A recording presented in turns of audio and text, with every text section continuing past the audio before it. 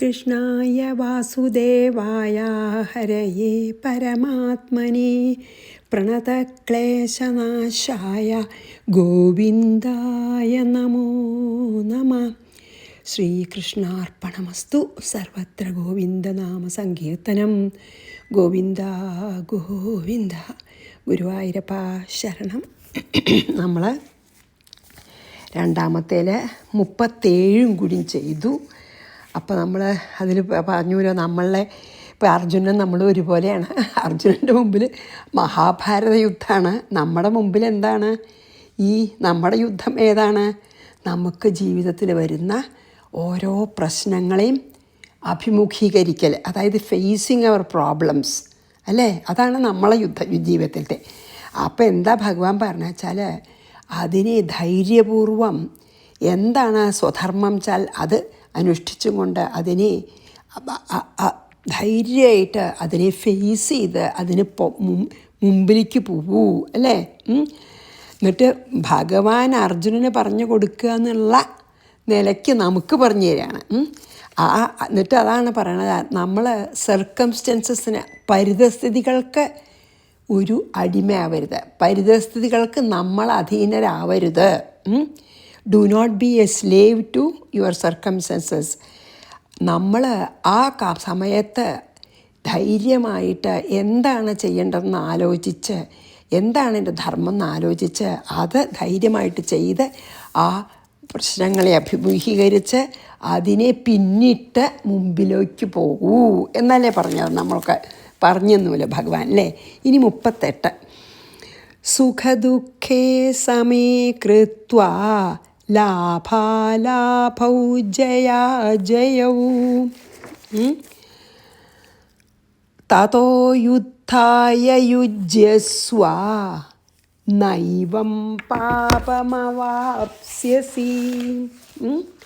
ഇവിടെ പാപം എന്നുള്ളതിന് ശരിക്ക് 38 അല്ലേ അത്. എന്തായാലും ഞാൻ ആദ്യം അർത്ഥത്തിലേക്ക് പോവാട്ടോ. സുഖദുഃഖേ വളരെ ഇതും കുറച്ചൊക്കെ ഫേമസ് ആയിട്ടുള്ളൊരു ശ്ലോകമാണ് കേട്ടോ ഇതിലത്തെ കുയിക്കാലത്തെ. സുഖദുഃഖേ അതായത് സുഖദുഃഖങ്ങളെ സമമായി കൃത്വ വിചാരിച്ച്, സുഖത്തിനെയും ദുഃഖത്തിനെയും ഒരുപോലെ കാണാൻ ശ്രമിച്ച്, ലാഭാലാഭൗ ലാഭനഷ്ടങ്ങളെയും, പിന്നെന്താ ഭയാഭയൗ ജയാജയൗ, അത് അജയം എന്ന് പറഞ്ഞാൽ ജയമില്ലാത്തതാണല്ലോ. അപ്പോൾ ജയപരാജയങ്ങളെയും ഒരുപോലെ കണ്ട്, സമമായി കണ്ട്, ഈക്വലാണെന്ന് കണ്ടിട്ട്, യുദ്ധത്തിനായിക്കൊണ്ട് യുജ്യസ്വ റെഡിയായാലും, പിന്നെയോ ഏവം ഇങ്ങനത്തെ ഒരു മനസ്സോടു കൂടിയാണ് നിങ്ങൾ യുദ്ധം ചെയ്യണതെങ്കിൽ, എന്താ വന്നാച്ചാൽ വരട്ടെ, നല്ലതാണെന്ന് വെച്ചാലും ചീത്തയാണെങ്കിലും സുഖമാണെങ്കിലും ദുഃഖമാണെങ്കിലും അതാണ് ഈശ്വരേച്ഛ, അതാണ് എനിക്ക് എന്നേക്കും നന്മ, എനിക്ക് ഇറ്റേണലി ഗുഡ്, അതായത് ശരിക്കും എന്നും എനിക്ക് ശ്രേയസ്കരമായിട്ടുള്ള അതാണ് എന്ന് വിശ്വസിച്ചിട്ട് ആ നിശ്ചയത്തോടു കൂടി നീയെ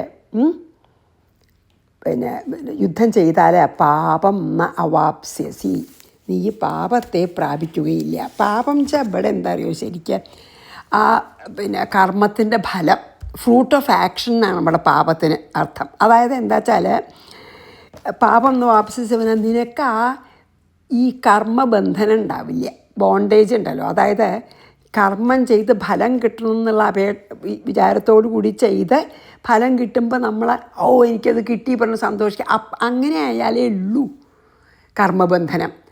ഇപ്പം പറഞ്ഞ പോലെ എല്ലാം നടക്കണതൊക്കെ ഈശ്വരേച്ഛ, എൻ്റെ നന്മയ്ക്കുള്ളതാണ്, ഞാൻ ഭഗവാനിൽ ശരണാഗതി അടഞ്ഞിരിക്കുന്നു, അതുകൊണ്ട് അടയുന്നു, അതുകൊണ്ട് എന്ത് വരുന്നതും ഭഗവാൻ എനിക്ക് നല്ലതേ തരൂ. അങ്ങനെയുള്ള വിശ്വാസത്തോടെ പോവുകയാണെങ്കിൽ നമ്മൾ ചെയ്യണതൊക്കെ ഈശ്വരാർപ്പണമായിട്ട് ചെയ്യുക, ഫലത്തിനെ പറ്റി വറി ചെയ്യാതെ. അതാണെങ്കിൽ കർമ്മബന്ധനം ഇല്ല എന്നാണ് ഇപ്പോൾ ഇവിടെ പറയണത്. അപ്പോൾ നമ്മുടെ സ്വധർമ്മം, അപ്പോൾ ശരിക്കും ഭഗവാൻ എന്താ പറയുക, സ്വധർമ്മം നമ്മളുടെ പരമാവധി കഴിവുപയോഗിച്ച് ചെയ്താൽ നമ്മളെ അത് ആത്യന്തികമായിട്ടുള്ള ലക്ഷ്യം എന്താ? മോക്ഷത്തിലേക്ക് എത്തിക്കും എന്നാണ് പറയുന്നത്.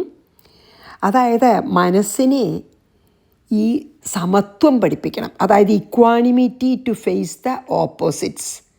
ദ്വന്ദ്വങ്ങളെ ഒരേപോലെ കണ്ട് അഭിമുഖീകരിക്കാൻ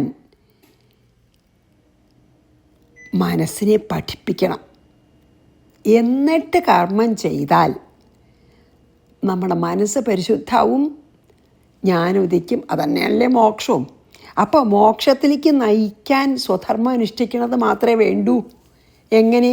ഈശ്വരാർപ്പണമായിട്ട് ചെയ്യുക സ്വധർമ്മം, ഫലാപേക്ഷ ഇല്ലാതെ ചെയ്യുക, ഞാനാണ് ചെയ്യണമെന്നുള്ള വിചാരമില്ലാതെ ഭഗവാൻ എന്നെക്കൊണ്ട് ചെയ്യിക്കുന്നു. ഈ 3 കാര്യത്തോടു കൂടി സ്വധർമ്മം ചെയ്താൽ ശരിക്കും നമ്മുടെ അൾട്ടിമേറ്റ് ഗോളായിട്ടുള്ള മോക്ഷത്തിലേക്ക് തന്നെ എത്തും. എന്താ വെച്ചാൽ സ്വധർമ്മം ഇങ്ങനെ കർമ്മം ചെയ്യുമ്പോൾ എന്നാൽ കർമ്മത്തിൽ നിന്ന് നേരെ പോവുമോ ജ്ഞാനത്തിലേക്ക്? ഇല്ല. കർമ്മം ചെയ്ത് മനസ്സ് പരിശുദ്ധവും. അപ്പം അതിൽ ജ്ഞാനോദിക്കും. അപ്പോഴാണ് സാഖ്യബുദ്ധി എന്ന് പറഞ്ഞാൽ നമുക്ക് ഉപകാരമാവണത്. ബോധവും ജഡവും ഇതൊക്കെ ജഡമാണ്, ബോധം മാത്രമേ ഉള്ളൂ എന്നാണ് ബോധ്യമാവണമെങ്കിൽ മനസ്സ് പ്യൂരിറ്റി ആവണം, നമുക്കത് അനുഭവം ആവണമെങ്കിൽ. അതാണ് അതിൽ പറഞ്ഞത് കേട്ടോ. അപ്പോൾ ഇവിടെ പാപം എന്ന് പറഞ്ഞാൽ ഫലം എന്നേ അർത്ഥമുള്ളൂ. നമ്മൾ ഞാനാണ് ചെയ്യണമെന്നുള്ള വിചാരം തന്നെ പാപമാണത്രേ. ആ ഡൂവർഷിപ്പ് ഉണ്ടല്ലോ, കർത്തൃത്വം തന്നെ പാപമാണെന്ന്.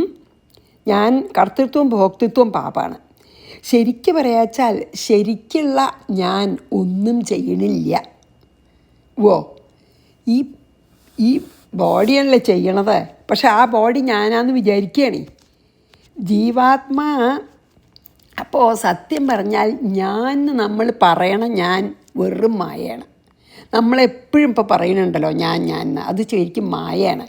അപ്പോൾ ആ ഈ പറയണ ഞാൻ അനുഭവിക്കണ സുഖദുഃഖങ്ങളും മായയാണ്, ശരിക്കല്ല. ഞാൻ ഈ ബോഡിയാണെന്ന് വിചാരിക്കാൻ തന്നെ കാരണം മായയാണ്. അപ്പം ഞാൻ ഈ ബോഡി കൊണ്ട് ഞാൻ ചെയ്യണമെന്ന് വിചാരിച്ച് ചെയ്യണതും മായ. അപ്പം ഞാൻ ചെയ്യണമെന്ന് വിചാരിച്ച് ചെയ്യണതിൻ്റെ ഫലങ്ങളും മായയാണ് അല്ലേ? അപ്പം കർത്താവും ഭോക്താവും ഇതിൽ മായയുടെ ഉള്ളിലാണ്. അത് ജീവാത്മാവാന്ന് വിചാരിച്ചുകൊണ്ടാണ്. ഞാൻ ഈ ബോഡിയാന്ന് വിചാരിക്കുമ്പോഴാണ് ജീവാത്മാവാവണത്. അല്ലാച്ച ആത്മാവിനെ ഇതൊന്നും ബാധിക്കണില്ല. അപ്പം നമ്മൾ എത്രത്തോളം ആത്മാവിനോട് അടുക്കുന്നുവോ, ഇടത്ത് ഭാഗത്തേക്ക് പോകണു. ഇപ്പം ജീവാത്മാവ് ജഗത്ത് അങ്ങനെയാണല്ലോ. അപ്പം നമ്മൾ ആത്മാവിനോട് അടുക്കും തോറും നമ്മുടെ കർമ്മബന്ധനം കുറഞ്ഞു വരി. അതായത് ഈ സംസാര ദുഃഖത്തിന് ഒരു പോംവഴിയേ ഉള്ളൂ, ഒരു മരുന്നേ ഉള്ളൂ. ഏതാ അത്? ആ മോസ്റ്റ് പൊട്ടൻറ്റ് മെഡിസിൻ ഏതാ അറിയോ? സംസാര ദുഃഖത്തിന് ഒരൊറ്റ വഴി എന്താ അറിയോ? ഞാനല്ല ഇത് ചെയ്യണത്, ഞാൻ ഭഗവാന്റെ കയ്യിലെ വെറും ഒരു ആയുധം, ഇൻസ്ട്രുമെൻ്റാണ് ഞാൻ. I am only an instrument.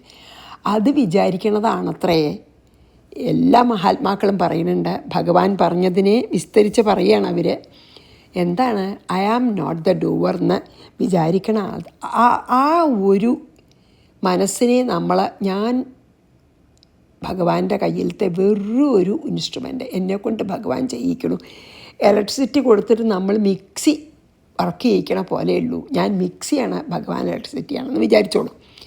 അത്രയേ ഉള്ളൂ എന്ന് വിചാരിച്ചാൽ പിന്നെ നമുക്ക് സംസാര ദുഃഖത്തിനുള്ള ഒരേ ഒരു വളരെ ശക്തിയേറിയ മരുന്ന് അതാണെന്ന് പറയുന്നുണ്ട്. അതുകൊണ്ട് അർജുന, നീ സ്വധർമ്മം ചെയ്യാൻ നിനക്കിപ്പോൾ അതിനുള്ള അവസരം കിട്ടിയിരുന്നു. നിനക്ക് നിൻ്റെ ലക്ഷ്യത്തിലെത്താം. എന്താ? മോക്ഷം. അഥവാ ഈ ജന്മത്തിൽ ഇല്ലെങ്കിൽ അടുത്ത ജന്മത്തെങ്കിലും കിട്ടുന്ന നിലയ്ക്കാണ് കേട്ടോ. അപ്പോൾ എപ്പോഴും വലിയ വലിയ കാര്യങ്ങളൊക്കെ ആൾക്കാരൊക്കെ അല്ലെങ്കിൽ നമ്മൾ ഞാനാണ് ചെയ്യണമെന്നുള്ള വിചാരം ഇല്ലാതെ ആ റിസൾട്ട് എന്താന്ന് പറഞ്ഞ് വറി ചെയ്യാതെ ചെയ്യുമ്പോഴാണ് അത്ര വലിയ വലിയ കാര്യങ്ങളൊക്കെ ചെയ്യപ്പെടുന്നത്. പലർക്കും അങ്ങനെ ചെയ്യാൻ പറ്റണത് തന്നെ ഈ വിചാരം ഉള്ളിൽ വരാത്തോണ്ടാണെന്ന്. അതായത് എല്ലാറ്റിനെയും നമ്മൾ ആക്സെപ്റ്റ് ചെയ്ത് എല്ലാറ്റിനെയും നമ്മൾ പീസ്ഫുള്ളായിട്ട് അതിനെ സഹിച്ച്, അതാണല്ലോ തിതിക്ഷ.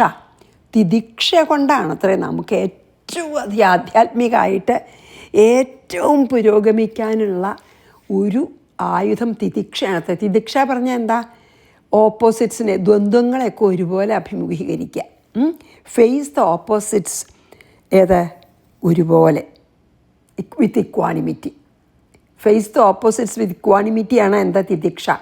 അല്ലെങ്കിൽ ദ്വന്ദ്ങ്ങളെ നമ്മൾ ഒരുപോലെ കണ്ട് പരാതിയില്ലാതെ സഹിക്കലാണത്രേ ഏറ്റവും വലിയ ഒരു സഹായമാവണത് നമുക്ക് ആധ്യാത്മികമായിട്ട് മുമ്പിലേക്ക് പോകാൻ. അതുകൊണ്ടാണ് എപ്പോഴും പറയണത്, സഡൻ ഇമ്പൾസിൽ പെട്ടെന്ന് പ്രതികരിക്കരുത് ഒന്നിനോടും. അത് മൃഗങ്ങളുടെ സ്വഭാവമാണ്. അവർ ഇൻസ്റ്റിങ്ക്റ്റ് ആണല്ലോ, നാച്ചുറലായിട്ട് അവർക്ക് അതല്ലേ അറിയുള്ളൂ. പക്ഷെ നമുക്ക് വിശേഷബുദ്ധി ഉണ്ടാവുകൊണ്ട് സഡൻ ഇമ്പൾസിൽ ഒന്നുകൊണ്ടും പെട്ടെന്ന് പ്രതികരിക്കാതെ നമ്മളെ മനസ്സിനോട് പറഞ്ഞ് മനസ്സിനെ വികാരങ്ങൾക്ക് അധീനമാക്കാതെ, വികാരങ്ങളുടെ അടിമയാക്കാതെ നമ്മൾ ഇക്വാനിമിറ്റിയോട് കൂടിയിട്ട് നല്ല സമഭാവനയോട് കൂടി ചെയ്താൽ വളരെയധികം നമുക്ക് പുരോഗമിക്കാൻ പറ്റും എന്നാണ് ഈ ഒരു ഇതിൽ പറയണം. അല്ലാതെ ഇപ്പം വികാരം കൊണ്ട് കരയുക അല്ലെങ്കിൽ ഒന്ന് സങ്കടപ്പെടുകയരുതെന്നല്ല എൻ്റെ അർത്ഥം കേട്ടോ. അത് വികാരം നമുക്ക് വരുമ്പോഴും നമ്മൾ മനസ്സിലാക്കണം എന്നാണ് പറയുന്നത്. അതൊരു വെറുതെ വളരെ ഔട്ടർ ഒരു ഒരു ഒരു ഇമോഷനാണ്, അത്രയേ ഉള്ളൂ. അത് വെറും ഇമോഷനാണ്. അതിനെ വേഗം നമ്മളെ കുറച്ച് നേരം അങ്ങനെ പെട്ടെന്ന് ഇമോഷനിലായി, ഫൈൻ. അത് കഴിഞ്ഞാൽ നമ്മൾ നല്ലോണം അതിനെപ്പറ്റി ആലോചിച്ച് എന്താ വേണ്ട സ്വധർമ്മം ഈ സമയത്ത് ചെയ്യണം എന്നാണ് പറയണത്. അതൊരിക്കലും ഇമോഷണലാവരുതെന്നോ അത് തെറ്റാന്നോ ഒന്നും ഭഗവാൻ പറയില്ല. ഇമോഷണലായിട്ട് കാര്യമില്ല, ശരിയല്ലേ? കാരണം നമ്മൾ ഇമോഷണലായിട്ട് ചിന്തിക്കാൻ പറ്റാത്തൊരവസ്ഥയിലേക്ക് വീണ എന്താ ഒരു കാര്യമില്ല. അപ്പോൾ ഇമോഷനായാലും ഉടനെ നമ്മളോടന്നെ പറയണം, ഈ ഇമോഷൻ എൻ്റെ വളരെ സൂപ്പർഫിഷ്യലാണ്, ഇതൊന്നും എൻ്റെ ശരിക്കുള്ള സ്വരൂപത്തിൽ നിന്ന് വരുന്നതല്ല, ഇത് വെറും അറ്റാച്ച്മെൻറ്റോടുള്ള ഇമോഷനാണ്. അപ്പം ഞാൻ അതിനെ കൺട്രോൾ ചെയ്യണമെന്ന് വിചാരിക്കണം എന്നാണ് ഭഗവാൻ പറയണത്. അപ്പോൾ നമുക്ക്, അതായത് ഈ ഒരു ശ്ലോകത്തിൽ അതാണ് തിതിക്ഷ. സുഖദുഃഖങ്ങളെ ഒരുപോലെ കണ്ട് മുമ്പോട്ട് പോകണം എന്നാണ് പറയണത്. അപ്പോൾ ഇവിടെ അർജുനൻ എന്താ വെച്ചാൽ യുദ്ധത്തിൽ എന്ത് വരുന്നു എന്ന് ആലോചിച്ച് പറയേണ്ട, ജസ്റ്റ് ഞാൻ ഭഗവാന്റെ കയ്യിലത്തെ ഒരു ഇൻസ്ട്രുമെൻ്റാണ്, എൻ്റെ സ്വധർമ്മം യുദ്ധം ചെയ്യലാണെന്ന് വെച്ചാൽ ഭഗവാൻ ചെയ്യിക്കണു, ഞാൻ ചെയ്യണു. അതേപോലെ നമുക്ക് ജീവിതമാവുന്ന യുദ്ധത്തിൽ നമുക്ക് ഞാൻ വേറൊരു ഇൻസ്ട്രുമെൻ്റാണ്. ഇപ്പം ഈ ഗിവൺ സർക്കംസ്റ്റൻസിൽ ഞാൻ എന്ത് ചെയ്യണോ അത് ഭഗവാൻ പറയണ പോലെ ഞാൻ ചെയ്യണു. അപ്പം നമ്മുടെ ബെസ്റ്റായിട്ട് വരുന്നതാണ് ഭഗവാന്റെ ഒരു പ്രോമിസ് കേട്ടോ. അപ്പോൾ ഞാൻ 38 വായിച്ച് നമുക്ക് 39ലേക്ക് പോവാം. സുഖദുഃഖേ സമേ കൃത്വാ ലാഭാലാഭൗ ജയാജയൗ. സുഖദുഃഖങ്ങളെയും ലാഭനഷ്ടങ്ങളെയും ജയപരാജയങ്ങളെയും ഒരുപോലെ കാണാൻ എളുപ്പമല്ല. പക്ഷേ അതായിരിക്കണം നമ്മുടെ ശ്രമം, അതിനെ ഒരുപോലെ കാണാൻ. കാരണം അതൊന്നും ശാശ്വതമല്ല, ഒക്കെ ട്രാൻസിയൻ്റാണ്, ഒന്നും ശാശ്വതമല്ല. അപ്പോൾ അങ്ങനെയാണ് നമ്മളെ മനസ്സിനെ പറഞ്ഞ് പഠിപ്പിക്കണം, അതാണ് ഭഗവാൻ പറയണത്. അതുകൊണ്ട് നീ ഇപ്പോൾ, അർജുനൻ കുറേ മുമ്പിൽ എത്തിയിരുന്നു, അതുകൊണ്ട് നീ ഇപ്പോൾ സ്വധർമ്മം അനുസരിച്ച് എൻ്റെ കയ്യിൽ നിമിത്തമാത്രമാണെന്ന് വിചാരിച്ചിട്ട് യുദ്ധം ചെയ്യൂ എന്നാണല്ലോ. ഇനി അത് വരുമല്ലോ.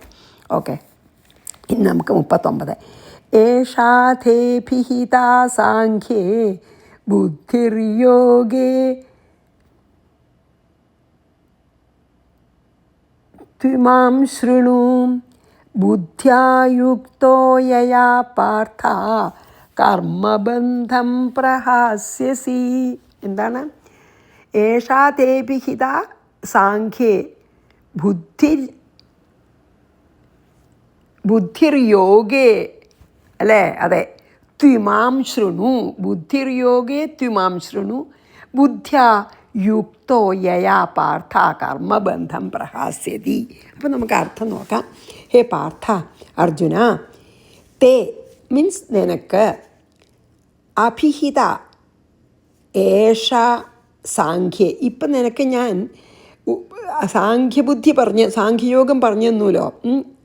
ആ സാഖ്യത്തിൽ, അതായത് സാഖ്യം എന്ന് പറഞ്ഞാൽ ശരിക്കും നല്ലോണം പിന്നെ ആധ്യാത്മികമായിട്ട് പുരോഗതി വഹിച്ചവർക്ക് സാഖ്യയോഗം ശരിക്കും മനസ്സിലാക്കാൻ പറ്റുള്ളൂ. കാരണം ബോധമുണ്ട്, ജഡമുണ്ട്, രണ്ടേ ഉള്ളൂ. ബോധം മാത്രം സത്യം, ജഡം അസത്യം എന്നൊക്കെയാണല്ലോ പറഞ്ഞത്. അപ്പോൾ അവിടെ എത്തണമെങ്കിൽ തന്നെ കുറച്ചൊരു ഇത് വേണമല്ലോ. അപ്പോൾ അത് ഞാൻ എനിക്ക് പറഞ്ഞു തന്നു. സാഖ്യബുദ്ധി യയാ ബുദ്ധിയ, യാതൊരു ബുദ്ധിയോട് യുക്ത കൂടിയവനായാൽ എന്ത് കർമ്മബന്ധം, കർമ്മത്തിനാൽ ഉണ്ടാകുന്ന ബന്ധത്തെ പ്രഹാസ്യസി ഉപേക്ഷിക്കുമോ, അങ്ങനെയുള്ള ഏത് യോഗേത്തു യോഗവിഷയത്തിലുള്ള ഇമാം ഇതിനെ ശൃണു കേൾക്കുക. എന്താ ഭഗവാൻ പറഞ്ഞ വെച്ചാൽ, അത് ഞാൻ എന്ത് പറഞ്ഞുതരാമെന്ന് പറയാത്രേ ഉള്ളൂ. അത് ഭഗവാൻ എന്താ പറയണ വെച്ചാൽ, ഞാൻ നിനക്ക് സാഖ്യബുദ്ധി പറഞ്ഞു തന്നു, സാഖ്യയോഗം നിനക്ക് പറഞ്ഞു തന്നു. ഇനി ഞാൻ നിന്നെപ്പോലെ കർമ്മവാസന നശിക്കാത്തവർക്ക്, കർമ്മം ചെയ്തേ തീരൂ എന്നുള്ള വാസനയുള്ളവർക്ക് എങ്ങനെയാണ് കർമ്മയോഗം അനുഷ്ഠിക്കുക. സാഖ്യയോഗമല്ലേ ഞാൻ പറഞ്ഞു തന്നത്. ഇനി എങ്ങനെ കർമ്മയോഗം അനുഷ്ഠിച്ചിട്ട് മോക്ഷത്തിലേക്ക് എത്താമെന്ന് ഞാൻ പറഞ്ഞു തരാം. സാഖ്യയോഗം കൊണ്ട് എങ്ങനെയാണ് മോക്ഷത്തിലെത്താമെന്ന് ഞാൻ പറഞ്ഞു തന്നു ഇല്ലേ. ബോധം ജഡം നമ്മൾ പറഞ്ഞില്ലേ. അതായത് രണ്ട് കാര്യങ്ങളേ ഉള്ളൂ ഇവിടെ. ഒന്ന് ബോധം, ഒന്ന് ജഡവും. ഒന്ന് സത്യമാണ് ബോധം, ജഡം അസത്യമാണ്. ഇനി അർജുനനെ സംബന്ധിച്ചിടത്തോളം അർജുനൻ്റെ കർമ്മബന്ധനം ഉണ്ട് ഇപ്പോഴും, ബോണ്ടേജ് ഉണ്ട് ഇപ്പോഴും, വാസനയുണ്ട് ഒരു ക്ഷത്രിയൻ്റെ യുദ്ധം ചെയ്യാൻ. അതുകൊണ്ട് ഞാൻ ധർമ്മയുദ്ധം ചെയ്യാൻ പറയണത്. അങ്ങനെ ധർമ്മയുദ്ധം ചെയ്തിട്ട് എങ്ങനെയാണ് നിനക്ക് പാപത്തിന്ന് മുക്താവാൻ പറ്റുക? കർമ്മബന്ധനം ഇല്ലാണ്ടിരിക്കാനും മറ്റേയാളെ കൊല്ലുകയൊക്കെ ചെയ്യുമല്ലോ. അപ്പോൾ ആ പാപമൊന്നും, ആ കർമ്മം ബന്ധനം ബോണ്ടേജിൽ നിന്ന് യുദ്ധം ചെയ്തിട്ടും കർമ്മബന്ധനം ഇല്ലാണ്ടിരിക്കുക എങ്ങനെയാ? അതാണ് ഇനി 52ാമത്തെ ശ്ലോകം വരെ ഭഗവാൻ പറഞ്ഞു കൊടുക്കുന്നത് കർമ്മയോഗമാണ്. അതായത് ഇപ്പോൾ നമ്മൾ 39 പറഞ്ഞു, ഞാൻ പറഞ്ഞു തരാമെന്ന്. ഈ 40 തൊട്ട് 52 വരെ ഭഗവാൻ കർമ്മയോഗമാണ് പറയണത്. ഇതുവരെ സാഖ്യയോഗമല്ലേ പറഞ്ഞത്. അതാണ്. സോ ഭഗവാൻ പറയാണ്, ഈ എന്താണ് തത്വം മനസ്സിലാക്കുക. ബോധം ജഡയുള്ളൂ ഇവിടെ, ബോധം സത്യം, ജഡം അസത്യം. സാഖ്യ തത്വം മനസ്സിലാക്കുക. എന്നിട്ട് അത് മനസ്സിലാക്കിയതിന് ശേഷം, അത് മനസ്സിലാക്കുക, അനുഭവമായിട്ടില്ല, മനസ്സിലാക്കിയതിന് ശേഷം എന്തു ചെയ്യുക? ആദ്യത്തെ പടിയാണ് തിതിക്ഷ. അതായത് സുഖദുഃഖങ്ങളെയും എല്ലാ ദ്വന്ദ്വങ്ങളെയും ഓപ്പോസിറ്റ്സിനെയും ഒരേ മനസ്സോടുകൂടി, ഇക്വാണിമിറ്റിയോടുകൂടി, സമഭാവനയോടുകൂടി കാണാൻ ശ്രമിക്കുക. അതാണ്. എന്നിട്ട് നമ്മൾ കർമ്മം ചെയ്തുകൊണ്ടിരിക്കണം. എന്താ സ്വധർമ്മം ചാത്, നോട്ട് എക്സ്പെക്റ്റിംഗ് റിസൾട്ട്സ്. അപ്പോൾ ഈ കർമ്മവാസന കൊണ്ടുള്ള, കർമ്മവാസന ഉണ്ടാച്ചാൽ പിന്നെ ചെയ്യാണ്ടിരിക്കാൻ പറ്റില്ല, വേണ്ടാച്ചാലും പറ്റില്ല. അപ്പോൾ കർമ്മവാസനയും ബന്ധനം ഉണ്ടാകുമ്പോൾ നേരെ സാഖ്യയോഗത്തിലേക്ക് പോകാൻ പറ്റില്ല. കാരണം മനസ്സ് പരിശുദ്ധാക്കിയിട്ട് വേണേ. കർമ്മവാസനയൊക്കെ നിറച്ചുണ്ടേ. പരിശുദ്ധമായിട്ടുള്ള മനസ്സിലെ ഈ ജ്ഞാനം, ബോധം മാത്രമേ ഉള്ളൂ ഇവിടെ, ഇത് ജഡമാണ് എന്നുള്ള ആ ജ്ഞാനം ഉണ്ടല്ലോ, അത് ശരിക്ക് അനുഭവമാവണം വെച്ചാൽ മനസ്സ് പരിശുദ്ധമാവണം. അർജുനെ പോലെയോ അല്ലെങ്കിൽ നമ്മളെപ്പോലെ ഉള്ളവർക്ക് ഇപ്പോഴും കർമ്മവാസന ഉണ്ട്. അപ്പം അങ്ങനെയുള്ളവർക്ക് ഞാൻ കർമ്മയോഗം ആദ്യം പറഞ്ഞുതരാം. അതും ലക്ഷ്യത്തിലേക്ക് തന്നെയാണ്. അതാണ് ഭഗവാൻ പറയണത്.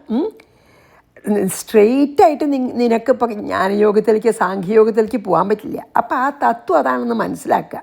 എന്നിട്ട് എന്ത് ചെയ്യുക? പ്രാക്ടീസ് ചെയ്യുക. തിതിക്ഷ. അതായത് നല്ല ഇക്വാണിമിറ്റി, സമഭാവന. അങ്ങനെ തിതിക്ഷ പ്രാക്ടീസ് ചെയ്തുകൊണ്ട് ഞാൻ കർത്താവല്ല, ഞാൻ ഡൂവറല്ല, ഞാൻ വെറും ഭഗവാന്റെ കയ്യിലെ ഒരു ഉപകരണം എന്ന് വിചാരിച്ച് ഫലാപേക്ഷ കൂടാതെ ആത്മാർത്ഥമായിട്ട് ചെയ്യുക. അതാണ് കർമ്മയോഗി. അപ്പോൾ എല്ലാ യോഗങ്ങളുടെയും ലക്ഷ്യം ഒന്ന് തന്നെയാണ്. സാഖ്യയോഗം ആണെങ്കിലും ഞാനാണ് ലക്ഷ്യം, കർമ്മയോഗമാണെങ്കിലും ഞാനാണ് ലക്ഷ്യം, രാജയോഗമാണെങ്കിലും ഞാനാണ് ലക്ഷ്യം, ഭക്തിയോഗമാണെങ്കിലും ഞാനാണ് ലക്ഷ്യം. പക്ഷെ ഇപ്പോൾ ഇവിടെ ഭഗവാൻ പറയണത് കർമ്മയോഗത്തിൽ കൂടെ. കാരണം അർജുനന് ഇപ്പോൾ നല്ല കർമ്മവാസന ഉണ്ട്. അപ്പോൾ കർമ്മയോഗത്തിൽ കൂടെ എങ്ങനെ ലക്ഷ്യത്തിലെത്താം എന്നാണ് പറയണത്. അപ്പോൾ ആദ്യം വേണ്ടത്, അത് കർമ്മയോഗത്തിൽ ആദ്യം ചെയ്യേണ്ടത് എല്ലാറ്റിനെയും സമഭാവനയോടു കൂടി കാണാൻ പഠിക്കുകയാണ് എന്നാണ് പറഞ്ഞത്. പിന്നെ ഞാൻ വളരെ ഇൻട്രസ്റ്റിംഗ് ആയിട്ട് സാഖ്യം എന്നുള്ളതിന് സാഖ്യബുദ്ധിക്കൊരു ഒരു ഒരു ഒരു ഡെഫിനിഷൻ അല്ലെങ്കിൽ ഒരു എക്സ്പ്ലനേഷൻ വായിച്ചു. എന്താ അറിയോ, സാഖ്യം വെച്ചാൽ സ എന്നുള്ളത് സമ്യക്, വേണ്ട പോലെ. വേണ്ട പോലെ സമ്യക് എന്ന് പറഞ്ഞാൽ നല്ല വേണ്ട പോലെയുള്ള എന്ത് സമ്യക്കായിട്ടുള്ള ധ്യാനം, അതായത് പെർഫെക്റ്റ് നോളേജ് എന്നാണ് അർത്ഥം. സമ്യക് നോളേജ്, നല്ല പെർഫെക്റ്റ്. സമ്യക് എന്ന് പറഞ്ഞാൽ പെർഫെക്റ്റ് എന്ന് പറയാം, പെർഫെക്റ്റ് നോളേജ് എന്ന്. ഇനി ധ്യാനം വെച്ചാൽ എന്താ അറിയോ, ധ്യാനം സാഖ്യം. ധ്യാനം വെച്ചാൽ എന്താ അത്രയുണ്ടോ, അവനവനിൽ തന്നെ അടയുക എന്നാണ്. അതായത് നമ്മുടെ ആത്മാവിൽ തന്നെ ഇരിക്കുക എന്നുള്ളതാണ് അത്രേ. അല്ലെങ്കിൽ ഖം ച ആകാശം എന്നുണ്ട് അർത്ഥം. അതായത് ആകാശം വെച്ചാൽ ചിതാകാശം. ചിതാകാശം മനസ്സിലത്തെ ആകാശത്തെ അടഞ്ഞ എന്നൊക്കെ അർത്ഥമാണ് അത്ര സാഖ്യബുദ്ധി പറഞ്ഞു വെച്ചാൽ. സാഖ്യബുദ്ധി പറഞ്ഞു വെച്ചാൽ എന്നാൽ പിന്നെ ബുദ്ധി നമ്മുടെ ഇൻ്റലിജൻസ് എന്ന് പറയാൻ വയ്യ, ആത്മശക്തി എന്ന് എന്താ പറയണമെന്ന് വെച്ചാൽ നമ്മുടെ ബുദ്ധി എന്ന് പറയണതുണ്ടല്ലോ, ഇൻ്റലിജൻസ്, അത് ഡയറക്റ്റ്ലി കണക്റ്റഡ് ടു ദ ആത്മാവ്. അതാണ് സാഖ്യബുദ്ധി. അതായത് നമുക്ക് വേഗം ഇങ്ങോട്ട് ബോധ്യമാവുക. അപ്പോൾ ആ സാഖ്യബുദ്ധി സാധാരണ ലെവലിൽ ഉള്ളവർക്ക് പറ്റില്ല. നമ്മളെപ്പോലെ കർമ്മബന്ധനവും അറ്റാച്ച്മെൻറ്റും ഉള്ളവർക്ക് പറ്റില്ല. അതാണ് അർജുനനോട് അത് സാഖ്യബുദ്ധി പറഞ്ഞു, അതെന്താണെന്ന് മനസ്സിലാക്കൂ. ഇനി എങ്ങനെ ആ ജ്ഞാനത്തിന് നിനക്ക് അർഹനാവാൻ പറ്റുമെന്ന് ഞാൻ പറഞ്ഞുതരാം. എന്താ കർമ്മയോഗം ചെയ്തിട്ട്. അതാണ് യോഗബുദ്ധി വെച്ചാൽ. എന്താ വെച്ചാൽ യോഗത്തിൽ കൂടെ, അതായത് കർമ്മം ചെയ്തുകൊണ്ട് തന്നെ എങ്ങനെ ജ്ഞാനത്തിന് അർഹനാവാൻ പറ്റുന്നതാണ് പറയുകയാണ്. അപ്പം ഇനി പറയാൻ പോണത് പറഞ്ഞില്ലേ 40 തൊട്ട് 52 വരെ. അതായത് ഫലം ആഗ്രഹിക്കാതെ സ്വാർത്ഥമില്ലാതെ ഞാനാണ് ചെയ്യണമെന്നുള്ള ബോധമില്ലാതെ എങ്ങനെ ചെയ്യാം എന്നാണ്. അപ്പോൾ കർമ്മയോഗം എന്ന് പറഞ്ഞാൽ അത് നമ്മൾ മനസ്സിലാക്കേണ്ടത് അത്യാവശ്യമാണ്. കർമ്മയോഗം എന്ന് പറഞ്ഞാൽ it is only A preparatory step ജ്ഞാനത്തിന്. ജ്ഞാനം ലഭിക്കാൻ നമ്മളെ അർഹരാക്കുകയാണ് കർമ്മയോഗം, അത്രയേ ഉള്ളൂ. കർമ്മയോഗം കൊണ്ട് ജ്ഞാനം കിട്ടാനുള്ള എലിജിബിലിറ്റി ഉണ്ടാവണേ ഉള്ളൂ, അതിനുള്ള അർഹത ഉണ്ടാവണേ ഉള്ളൂ. ജ്ഞാനത്തിലെത്തണില്ല എന്ന് മനസ്സിലാക്കണം. അതായത് സാഖ്യ ഫിലോസഫിയിൽ 24 തത്വമുണ്ട്. അതുകൊണ്ടാണ് വേറൊരു കാരണം സാഖ്യം എന്ന് വരാൻ. സംഖ്യ അതായത് നമ്പർ ഉണ്ടാവുമുണ്ട്, പല നമ്പറുണ്ട്. അല്ല, പലതരത്തിൽ പറയട്ടെ. 24 തത്വമൊന്നുമല്ല, 36 തത്വം, 12 തത്വം, 8 തത്വം, അങ്ങനെ പല തത്വങ്ങളുണ്ട്. എന്തായാലും ഇപ്പോൾ 24 തത്വമാണ് എല്ലാവരും കുറേയൊക്കെ അംഗീകരിച്ചിരിക്കുന്നത്. അപ്പോൾ സാഖ്യ ഫിലോസഫി അനുസരിച്ച് 24 തത്വങ്ങളാണുള്ളത്. അപ്പോൾ അതിനെയൊക്കെ ഓരോന്നിനെയായിട്ട് ഇതല്ല സത്യം, ഇതല്ല എന്ന് തള്ളി അവസാനം ബോധത്തിലെത്തണതാണ് സാഖ്യദർശനം. എല്ലാറ്റിനെയും മാറ്റിയിട്ട് ആത്മാവ് മാത്രമേ ഇവിടെ ഉള്ളൂ, ഞാൻ ആത്മാവാണ്. എൻ്റെ ഇപ്പം ദേഹം എടുക്കുക വെച്ചാൽ തന്നെ എൻ്റെ തല ഞാനല്ല, എൻ്റെ കൈ ഞാനല്ല, എൻ്റെ കാല് ഞാനല്ല, എൻ്റെ ഹൃദയം ഹൃദയം വെച്ചാൽ ഈ അടിക്കണ ഹൃദയം എൻ്റെ അല്ല, എൻ്റെ മനസ്സ് എൻ്റെ അല്ല, പിന്നെ ആരാ ഞാൻ? ഇതൊക്കെ കാണുന്ന ആത്മാ. അങ്ങനെ ഈ 24 പ്രിൻസിപ്പിൾസിനെയും തത്വത്തിനെയും പിന്നെ എന്താണ് നിരാകരിച്ച് ഞാൻ ആ ആത്മാവിലെത്തണതാണ് കേട്ടോ സാഖ്യം.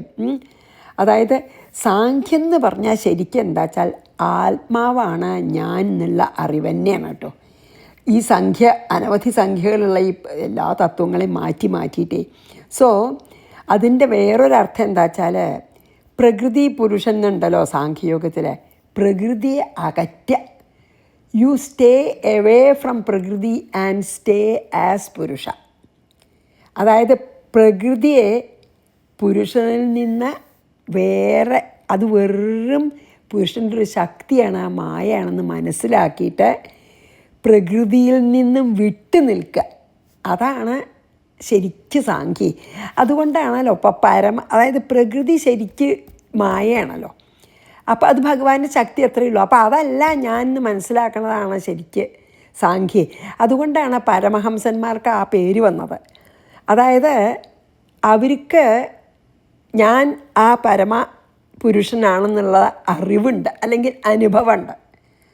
പരമഹംസൻ അതായതാണല്ലോ ഹംസം എന്ന് പറയാൻ കാരണം പാലും വെള്ളവും ഉണ്ടെങ്കിൽ ഒരു സ്വാനിന് ഒരു അരയന്നത്തിന് പാലും വെള്ളം മാറ്റിയിട്ട് പാല് മാത്രം കുടിക്കാൻ പറ്റുന്നൊക്കെ ഉള്ള ഒരു കവിഭാവന ഉണ്ട്. അത് ശരിയാണോയെന്ന് സംശയമാണ്. ഏതായാലും അങ്ങനെ ഒരു പറയലുണ്ട്. പാലും വെള്ളവും ചേർന്നാൽ ഒരു അരയന്നത്തിന്, ഹംസത്തിന് അല്ലെങ്കിൽ സ്വാനിന് അതിൽ നിന്ന് ആ എസൻസ് ആയിട്ടുള്ള പാല് മാത്രം കുടിക്കാൻ പറ്റും. അതുപോലെയാണ് പരമഹംസന്മാർ. പുരുഷനും പ്രകൃതിയും ചേർന്നിരിക്കുകയാണ്. അതിൽ പുരുഷനെ മാത്രം മാറ്റി അതാണ് ഞാൻ എന്നുള്ള അനുഭവം ആകാൻ പറ്റും. അതുകൊണ്ടാണ് ഹംസൻ എന്ന് പറയണത്. പിന്നെ ഈ ബുദ്ധി എന്ന് പറഞ്ഞില്ലേ, സാഖ്യബുദ്ധി എന്നൊക്കെ, ബുദ്ധി വെച്ചാൽ നമ്മൾ വിചാരിക്കണ ഈ ബ്രെയിൻ അല്ല കേട്ടോ, ആ ഇന്നർ പവറിനെയാണ് നമ്മളിവിടെ ബുദ്ധി പറയണത്. ആത്മശക്തി എന്നൊക്കെ പറയാം. അതായത് ആത്മാവിലേക്ക് എത്താൻ കഴിവുള്ള ഒരു ശക്തിയാണ്. അത് പോവാത്ത സമയത്ത് പോലും ബുദ്ധിക്ക് ആത്മാവിൽ എത്താൻ കഴിവുണ്ട്. എന്താ അറിയോ, ഇത് മുമ്പ് പറഞ്ഞില്ലേ, നോക്ക്, ഏറ്റവും പുറത്താണ് മുമ്പ് പറഞ്ഞു, എനിക്ക് ഓർമ്മയില്ലേ, ഏറ്റവും പുറത്ത് ഇന്ദ്രിയങ്ങളുടെ പിന്നിൽ ഇന്ദ്രിയ ശക്തികളുടെ പിന്നിൽ മനസ്സിൻ്റെ പിന്നിൽ ബുദ്ധിക്ക് പിന്നിൽ ആത്മാവ്. അപ്പോൾ നോക്കൂ, ആത്മാവിന് തൊട്ടടുത്താണ് ബുദ്ധി നിൽക്കണത്, അല്ലേ? നമ്മുടെ പവർ ഓഫ് ഡിസ്ക്രിമിനേഷനൊക്കെ ഉള്ള ബുദ്ധി നിൽക്കുന്നത് ആത്മാവിൻ്റെ അടുത്ത്. അതുകൊണ്ടാണ് ബുദ്ധിയെ നേരിട്ട് ലിങ്ക് ചെയ്യാൻ പറ്റും. പക്ഷെ അവിടം വരെ എത്തണമല്ലോ, അതിനൊക്കെയാണ് കർമ്മയോഗി. അപ്പോൾ ബുദ്ധി ആ ആത്മശക്തി ഉണ്ടല്ലോ, അതാണ് ബുദ്ധി. അത് ആത്മാവിനെ തൊട്ടാൽ പിന്നെ നമ്മുടെ സകല പാപങ്ങളും എല്ലാം ആ ജ്ഞാനത്തിലുണ്ട് ദഹിക്ക്. അതാണ് അത് ഭാഗവതത്തിൽ നന്നായിട്ട് പറയുന്നുണ്ട്. നമ്മൾ കണ്ടതാണ്. ഭിദ്യതേ ഹൃദയഗ്രന്ഥി ഛിദ്യന്തേ സർവസംശയാ ക്ഷീയന്തേ ചാസ്യ കർമാണി തസ്മിൻ ദൃഷ്ടേ പരാവരെ പറയുന്നുണ്ടല്ലോ. അതായത് ജ്ഞാനോദിച്ചാൽ ഹൃദയഗ്രന്ഥി പൊട്ടും, എല്ലാ സംശയങ്ങൾക്കും നിവാരണമായി, എല്ലാ കർമ്മബന്ധനങ്ങളും നശിച്ച് വിറകൊണ്ട് കത്തിച്ച് നശിപ്പിക്കണ പോലെ പോകുന്നതാണ്. അപ്പോൾ ഒന്ന് മാത്രമേ ഉള്ളൂ, നമ്മൾക്ക് കർമ്മം ചെയ്യേണ്ടതായിട്ടുണ്ടെങ്കിൽ ഡു കർമ്മം വിത്ത് യോഗബുദ്ധി എന്നാണ് ഭഗവാൻ ഇനി പറയാൻ പോണത്. 40 തൊട്ട്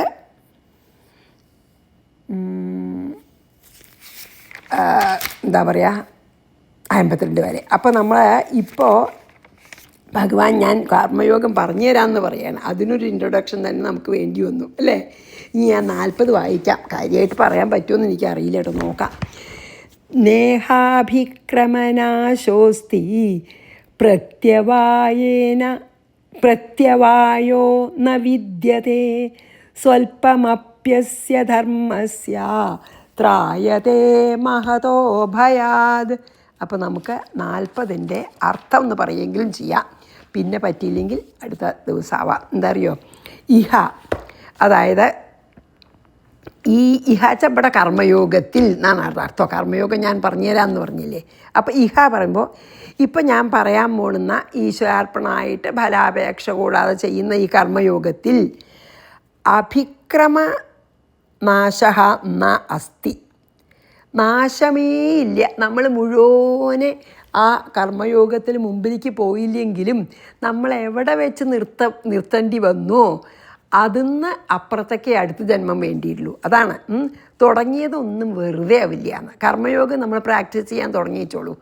അത് നല്ലോണം നമ്മൾ ലക്ഷ്യത്തിൽ എത്രയും മുമ്പ് നമ്മൾ മരിച്ചു എന്ന് വെച്ചോളൂ, ഈ ബോഡി നശിച്ചു വെച്ചോളൂ, പേടിക്കാനില്ല. അടുത്ത ജന്മത്തിൽ നമുക്ക് അവിടുന്ന് അങ്ങട് മുമ്പിലേക്ക് പോകാൻ തക്കവണ്ണമുള്ളൊരു ദിക്കിൽ നമ്മളെ ഭഗവാൻ ജനിപ്പിക്കും. അതുകൊണ്ടാണ് കർമ്മയോഗത്തിന് അഭിക്രമനാശഃ നാസ്തി എന്ന്. അയ്യോ ഞാൻ തുടങ്ങി മുഴുവനെ ആക്കിയില്ല എന്നുള്ള യാതൊരു ചിന്തയും വേണ്ട. തുടങ്ങിയത് ഒരിക്കലും നിഷ്ഫലാവില്ല. പ്രത്യവയേഹേ, അതായത് പ്രത്യവായം എന്നല്ലേ, നോക്കട്ടെ കേട്ടോ. അതെ, പ്രത്യവായ ന വിദ്യതേ എന്താ അറിയോ, അതിനൊരു ചീത്ത അങ്ങനെ പകുതിയാക്കിയല്ലോ എന്ന് വിചാരിച്ച് അതിനൊരു എന്താ പറയുക, ഒരു അഡ്വേഴ്സ് ഇഫക്റ്റും ഇല്ല, അതിനൊരു വിപരീത ഫലം ഉണ്ടാവില്ല. അതായത് തുടങ്ങിയിടത്തോളം നമ്മൾ ചെയ്തിടത്തോളം ഒരിക്കലും നഷ്ടപ്പെടില്ല എന്ന് മാത്രമല്ല, പകുതിക്ക് വെച്ച് നിർത്തിയാൽ അതിനൊരു വിപരീത ഫലം, അഡ്വേഴ്സ് ഇഫക്റ്റ് ഉണ്ടാവില്ല. അതാണ് പ്രത്യവായ ന വിദ്യതയെ പറഞ്ഞത്. അസ്യ ധർമ്മസ്യ സ്വല്പമപി, കുറച്ചെങ്കിലും ഒരു എഫർട്ട് എടുക്കൂ ഈ ജന്മത്തിൽ, കുറച്ചെങ്കിലും ഈ കർമ്മയോഗം ചെയ്യാനുള്ള എഫർട്ട് എടുക്കൂ.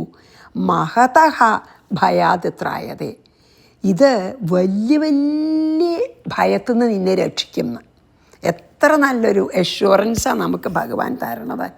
പറഞ്ഞാൽ തീരില്ല. ഞാൻ ഇവിടെ നിർത്തട്ടെ, നമുക്ക് അടുത്ത ആഴ്ച ചെയ്യാട്ടോ. 2:40, കാരണം 30 മിനിറ്റായി. ഒന്നുകൂടിയും ഇതിപ്പോൾ നമ്മൾ വെറുതെ ഇത് വായിച്ചല്ലേ ഉള്ളൂ, ശരിക്കും 40 ചെയ്യാം. ശ്രീകൃഷ്ണാർപ്പണമസ്തു. സർവത്ര ഗോവിന്ദനാമ സങ്കീർത്തനം. ഗോവിന്ദ ഗോവിന്ദ. ഗുരുവായൂരപ്പാ ശരണം. സമസ്താപരാധം ക്ഷമസ്വമേ.